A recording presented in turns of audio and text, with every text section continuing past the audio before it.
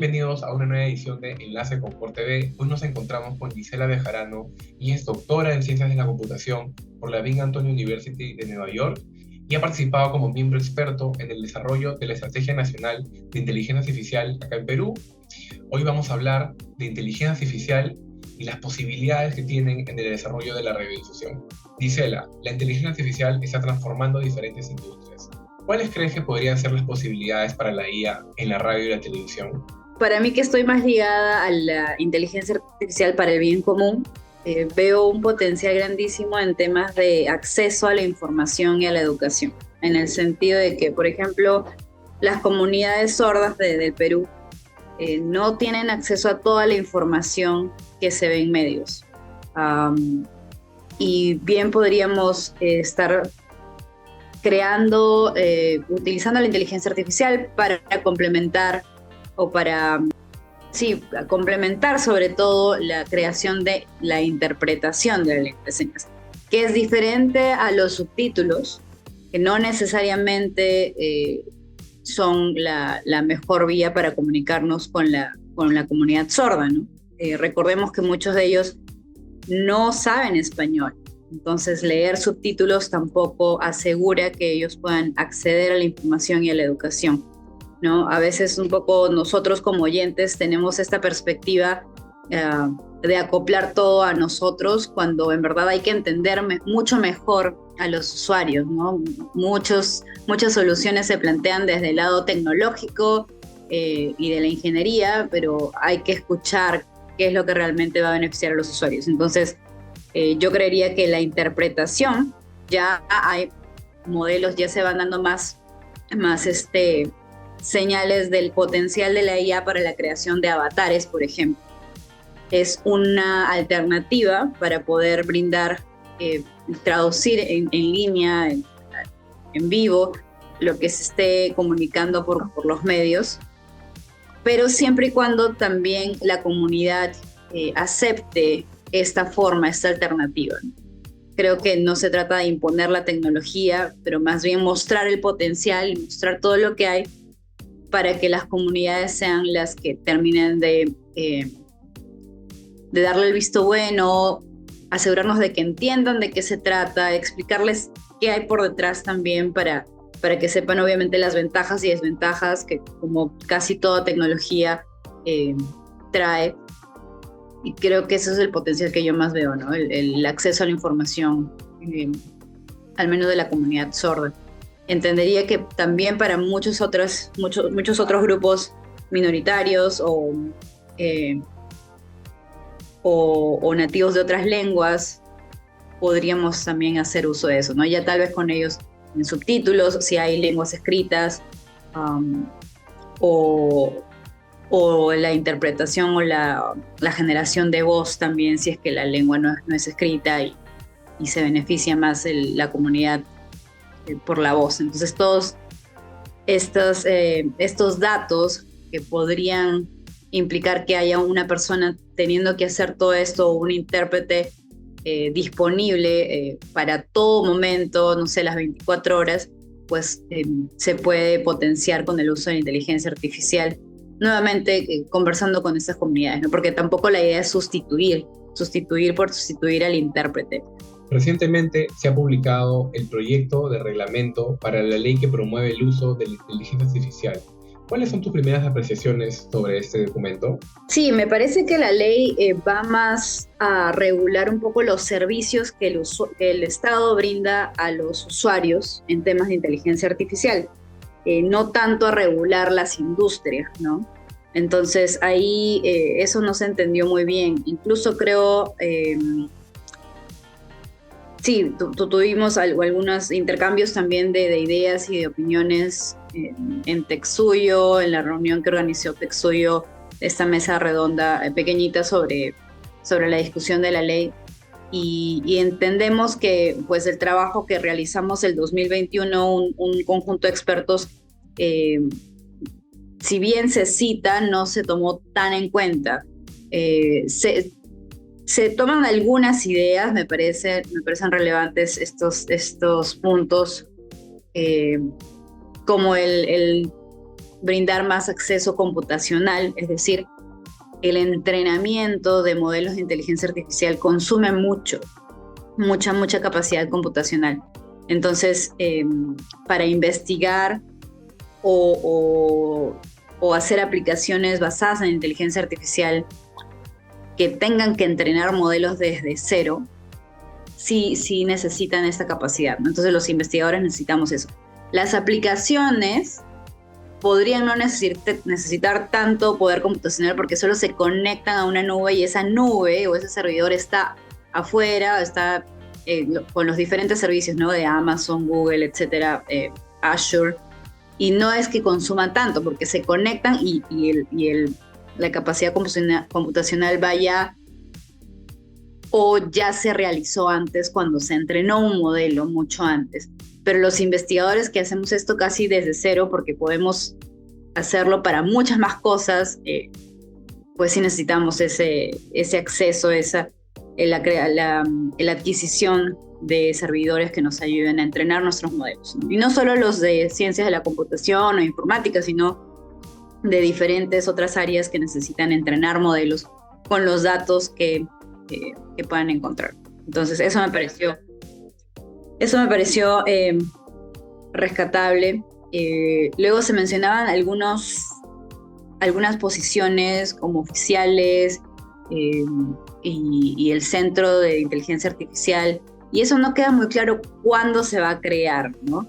Si bien esta es la reglamentación propuesta a una ley que ya el Congreso había difundido para darle a la Secretaría de Gobierno Digital como que el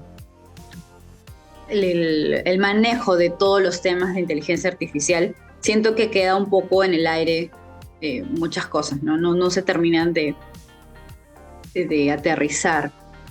¿Cuáles consideras que son los principales desafíos para la implementación de la inteligencia artificial en la radio y la televisión? ¿Y cuáles debería ser el rol del Estado dentro de este proceso?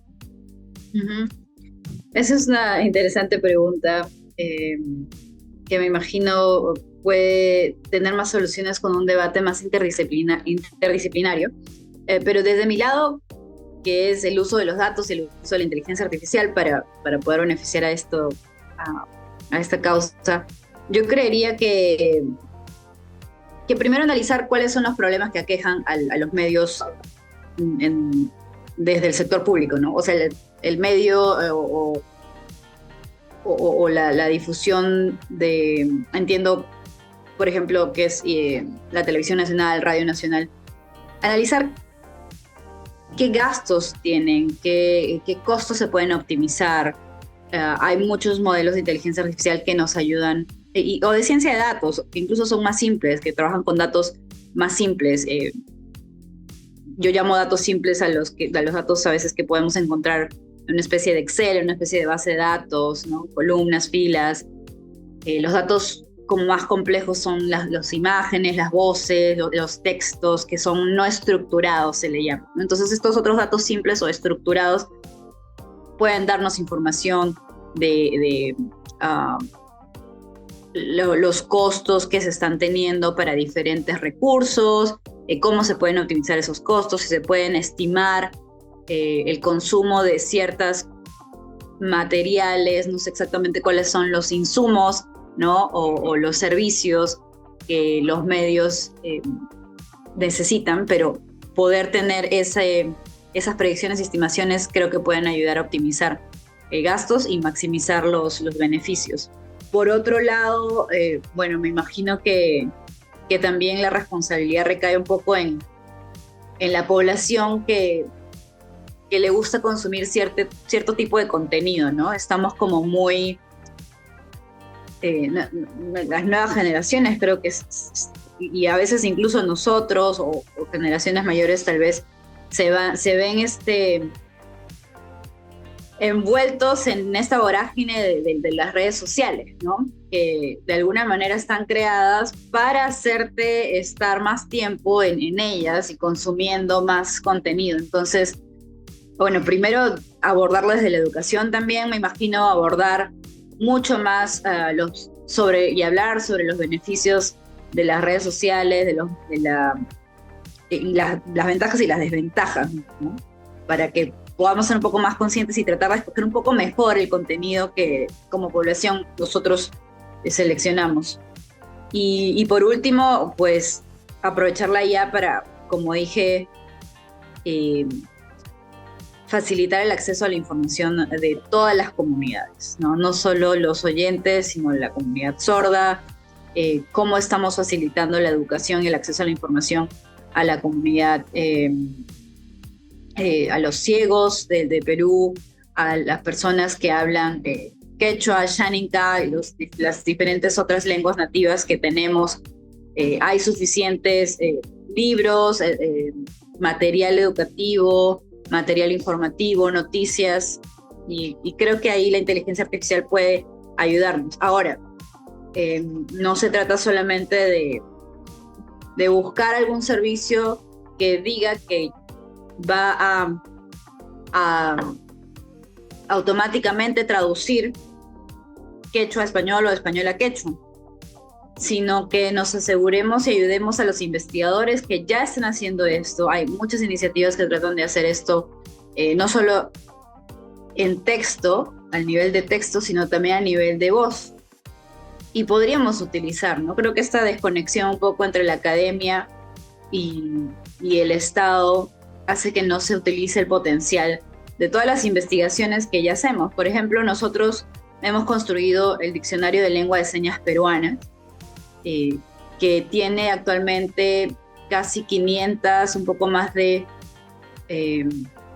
señas disponibles para buscarlas por texto, es decir, es un diccionario bilingüe, entonces podemos buscar la palabra en español y obtener los videos de la seña, y viceversa, podemos colocarnos enfrente de la cámara y hacer una seña para obtener cuál es la palabra en español relacionada a esa seña. Sin embargo, en esta última dirección de seña a español solo tenemos 38 palabras. ¿Por qué? Porque esas 38 palabras o estas 38 señas solo pudimos recolectar muchos ejemplos o más de 10 ejemplos de esas 38 señas. De otras señas solo tenemos 2 o 3 ejemplos, un ejemplo de muchas otras, y con eso, por el momento, con los métodos actuales de inteligencia artificial, no podemos entrenar los modelos que reconozcan estas, por ejemplo, 100, 200, 500 señas que tienen un ejemplo único, ¿no? Entonces, si bien todavía no hemos tocado las puertas del Estado, creo que sería muy interesante que podamos obtener el apoyo del Estado para escalar esta solución y que se convierta en una herramienta que realmente sea utilizada en colegios y por las comunidades sordas. Entonces creo que sí hay varias dimensiones y varios caminos para el uso de la IA, desde la parte administrativa hasta la parte en sí de la generación del contenido, que podemos ir viendo. Y bueno, obviamente la educación sobre inteligencia artificial, ¿no? Saber qué es la inteligencia artificial. Eso, la difusión de eso creo que es clave para que mañana más tarde no se cree una animadversión a una tecnología que puede traer mucho potencial, pero que por falta de conocimiento se pueda catalogar de magia o de cosas que no son la real naturaleza de esto.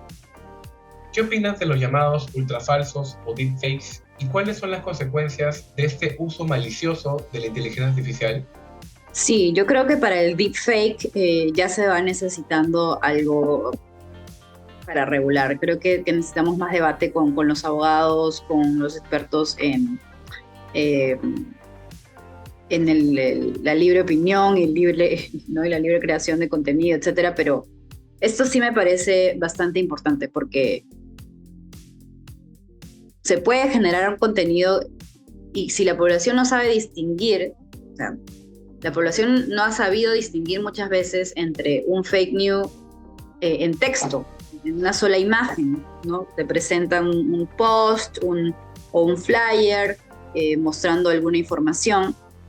Ahora va a ser peor si ese contenido es un video, simulando que alguien, alguna persona, algún político dice algo que no es cierto, ¿no? Entonces, sí, al menos en esta parte, en este caso de uso o aplicación, sí me parece importante una regulación más estricta.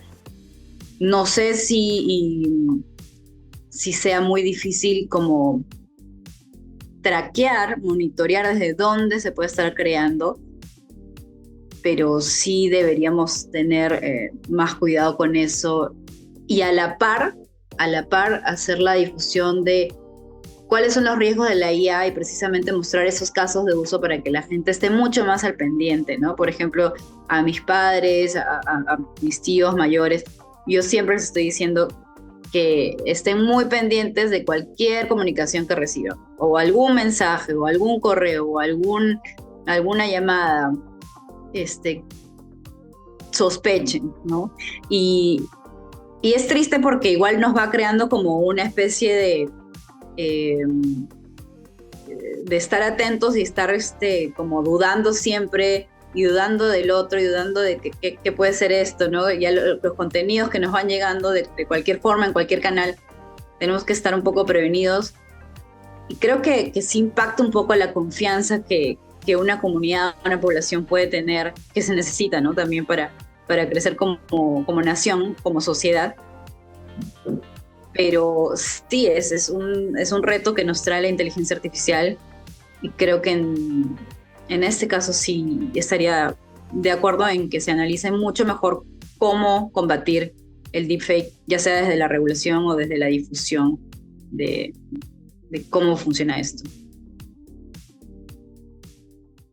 Ponle punche y ganamos todos, Perú. Gobierno del Perú.